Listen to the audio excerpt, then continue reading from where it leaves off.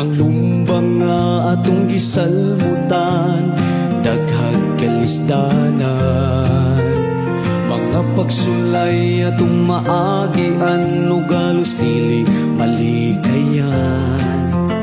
Apanayaw kalimot, nga duna tayo Diyos Amahan, nga andam tang tabangan.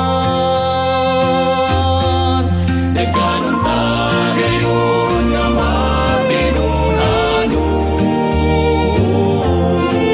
ang lumangat kong iapilan. Atong isalikuay ang tanang kasalanan, o mututo kang Jesus nga mong ianatos kalampusan.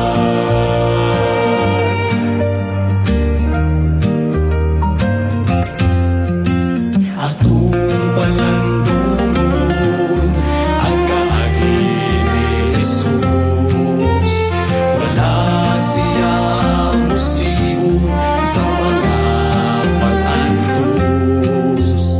Wala niya isapayan ang kaulaw dito sa krus. Busa awatong ta siya.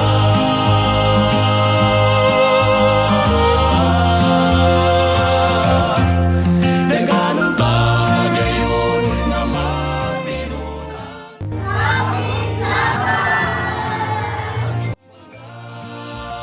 Atong iapilan,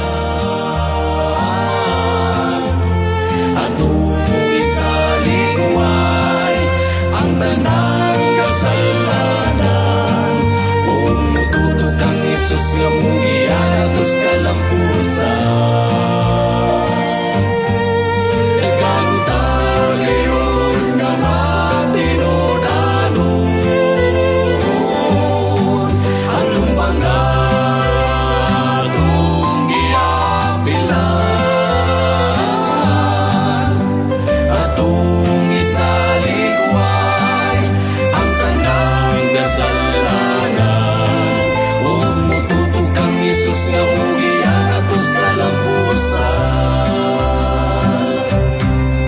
Nagkanong tagayon nga matinunanon, ang lumbang atong iapilan. Nagkanong tagayon nga matinunanon, ang lumbang atong iapilan. Nagkanong tagayon nga matinunanon, ang lumbang atong iapilan. Nagkanong tagayon nga matinunanon. Sister, naatan karon din sa to ang kung ano, after sa to ang ginahimo nga anniversary or federation naghatag daog flyers kauban sa mga ginagmaragod nga panalangin para pangpalipay sa to ang mga kaigsuonan din ba, at least nga tapos sa naman ta nga igo kita sa pagpamugas ang Ginoo ra gyud mapatubo. So, wala na sister ako mga storya, and God bless sa to ang tanan. So, naka-distribute kita mga daulang gatos ka flyers unya atong istorya-istoryahan ang atong mga uban nga nahatagan na hinaton ta nga mamungag may mabunga. Unya patunoan nato kay aron mahibaw nato ang bagong high kalibutan New World Order. Na kung ilan dawaton, ilan tunan mabulahan sila. Happy and blessed kay nakashare ta sa pulong sa Dios, ni at the same time nakashare pud ta og ginagmay nga snack sa mudawat, mag-isip ka ng gratitude nga wala ra gihapon nga gidawat ang atong gi-share nga pulong sa Dios. Ana happy kay naadagan mga kaigsuonan nga participate, so happy and blessed. May buntag ka natong tanan, maayong hapon ug maayong gabi sa mga nagtanaw ani ug unsang orasaha sa mga sa aktibidades nga among gibuhat karon ang ako naging ikasulti nga kanang perseverance sa hala pa sa ato ang team no nga kinahanglan sa ato ang pagpangalagad sa atong pagtuo na ay ginang perseverance sama ani sa among gibuhat karon na ang pag-antos nga bisag sa kainit giantos ang tanan para lang gyud nga mas spread ang pulong sa Ginoo ngadto sa iyang mga katawan. Kamao man ay gusto nga ipabuhat usab sa Dios diri nato. Muna nga natunta kitang tanan magapadayon sa mga buhaton sa Ginoo ug magpabilin ta nga magbadasigol. Daghang salamat ug maayong gabi, maayong buntag, maayong hapon kanatong tanan. Men, so Sister Marilyn, unsa atong masulti din na sister sa ato ang kalihukan karon? Ako lang kay istorya mga igsuon, happy gyud nga ingon ani nga mga kalihukan mga igsuon ang akong gibati mga igsuon nga sa ato ang pagpanghatag sa mga pulong sa Dios mga igsuon nga pinaagi niini mga igsuon nga hinaot nga adunay makamata sa ato mga mensahe nga grabe ang panghitabo karon mga igsuon o kauban sa atong mga kaigsuonan mga igsuon ma-inspire sad sila. Amen! So daw salamat ng Sister Marilyn sa imuhang sentiment.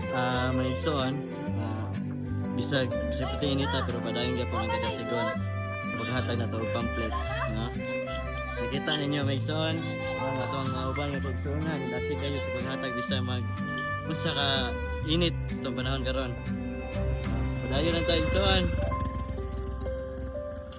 So, happy kay ko karon kay once again nakauban na pud ko sa paghatag og mga flyers ug pagkaon. So grabe siya nga sa satisfaction nga makuha nyo kay makahatag kag mensahe sa Ginoo bitaw nga at the same time makahatag sad kag pag-guide sa Ginoo. So thank you. Kung sa regular, praise the Lord kayo nga nagitagaan ta ni na chance na makahimo para sa pag-share sa gospel through this ministry. Though dili man ni siya ingon nga gamay lang nga buhat, pero dako na ni siya impact sa ato mga kaigsuonan nga wala pa na kahibalo or nasayod sa kamatuoran. Kunya sa ato mga kaigsuonan po nga nagtambayayon sa to make this ministry possible. Salamat kayo. Unya, of course, ato dakong buhing Diyos good. Wala gitay laing pasalamatan kundi siyara. And hopefully, more to come nga daghan patag mabuhat nga ingon ani nga pag-share sa gospel. So ako masulti no nay siya nga buluhaton aron nga mapasabwag pa nato ang mensahe sa Ginoo niya usab sa mga batan-on nindot siya nga activity kay para aron nga madasig pud sila no sa pagpanghatag og flyers nga kinahanglan nato kining baton hangtod sa katapusan para mapasabwag og daghan pa gyud ang mga tawo nga makahibalo sa kanila.